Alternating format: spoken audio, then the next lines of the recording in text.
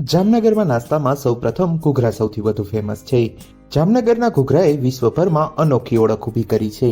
ત્યારે જામનગરના જીજી હોસ્પિટલ સામે વહેંચાતા ભૂતનાથના વડાપાઉં પણ એટલા જ ફેમસ છે. 7 કલાકના સમયગાળા દરમિયાન અહીં 700 થી 800 નંગ વડાપાઉં અને દાબેલી વહેંચાઈ જતા હોવાનો દાવો કરવામાં આવે છે. મારું નામ કમલેશ રાજુભાઈ સોલંકી. મારું મૂળ ગામ જામનગર. કામ ક્યારે આયા એમાં છો ને તેની સાથે કામ શરૂ કર્યું હતું ને શેનું કામ? મારા પહેલા પાનબીડીનું હતું, પણ એમાંથી મારો શાળા છે ને નાસ્તાની રેકડી હતી. તો એને કીધું કે તમે અહીંયા સિટીમાં આવી લાવો ધંધો કરવા. પછી ત્યાંથી આપણે એ રેકડીમાં ધંધો કરતા હતા. પછી આપણું સક્સેસ થઈ ગયું. પછી આપણે બીજી બ્રાન્ચ કરી આપણે.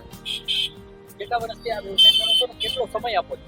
14 વર્ષથી અમે કરી હતી ધંધો. પહેલા વિરલબાગે અમારી રેકડી હતી, પછી અત્યારે હોસ્પિટલની સામે છે. પછી અમે બીજી હોસ્પિટલની સામે બીજી બ્રાન્ચ કરી, દુકાન દાંડિયાનો મંદિરની સામે. મૂળ જામજોધપુરના અને હાલ જામનગર રહેતા રાજુભાઈ સોલંકી નામના યુવાને પોતાના શાળા સાથે જામનગરમાં વડાપાઉંનો વ્યવસાય શરૂ કર્યો હતો. 14 વર્ષ પહેલા તેમને ભૂતનાથ વડાપાઉંના નામે વ્યવસાયનો પાયો નાખ્યો હતો, જે આજે ખૂબ જ ફેમસ થયા છે. તેમના વડાપાઉંનો સ્વાદ માણવા માટે રીતસરની લોકો લાઈન લગાવે છે. સાંજે 4 વાગ્યાથી લઈને રાત્રે 11 વાગ્યા સુધીમાં અહીં પાર્સલ અને લોકો પણ એટલા જ વડાપાઉં દાબેલી ખાવા માટે આવતા હોય છે. સવારથી કેટલા કલાક ઘરે મહેનત કરો છો ને સાંજે કેટલા કલાક? સવારે 10 વાગ્યાથી 3 વાગ્યા લગાડ અમે બધું મટીરિયલ બનાવી એ આમાં વડાપાઉંમાં જે ઉપયોગ થઈ જાય. પછી 4 વાગ્યાથી અમે શોપ ચાલુ કરી દઈએ, રાતે 11 વાગ્યા લગાડ. તમારી વડાપાઉંની શું ખાસિયત છે? શા માટે ફેમસ? આપણે ગ્રેવીવાળા વડાપાઉં બનાવીએ છીએ, બધી લીલોતરી ભરપૂર. મસાલા માટે ખૂબ જાણીતી મરચાં છે. પછી એની યાર આપણે વડાપાઉંની યાર આપણે મરચાં આપીએ છીએ લોટવાળા.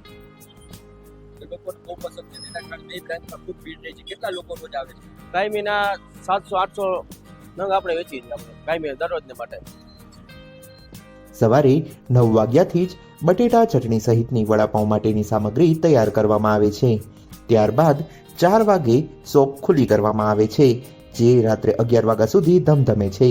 તેમના વડાપાઉંની ખાસિયત એ છે કે તેઓ ગ્રેવીવાળા પણ વહેંચે છે, એટલે કે આદુ, લીંબુ અને લીલોતરીથી ભરપૂર ગ્રેવીવાળા વડાપાઉં બનાવે છે. સાથે જ લીલી મીઠી ચટણી અને લસણવાળી એમ 3 પ્રકારની ચટણી સાથે સર્વ કરવામાં આવે છે.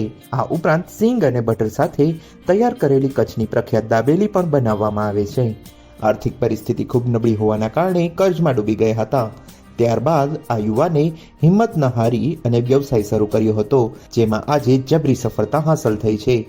અંદાજે વાત કરવામાં આવે તો દરરોજ 600 થી 800 જેટલા વડાપાઉં વહેંચી નાખવામાં આવે છે, એટલે કે દરરોજ 15,000 થી લઈને 20,000 સુધીનો ધંધો કરવામાં આવે છે.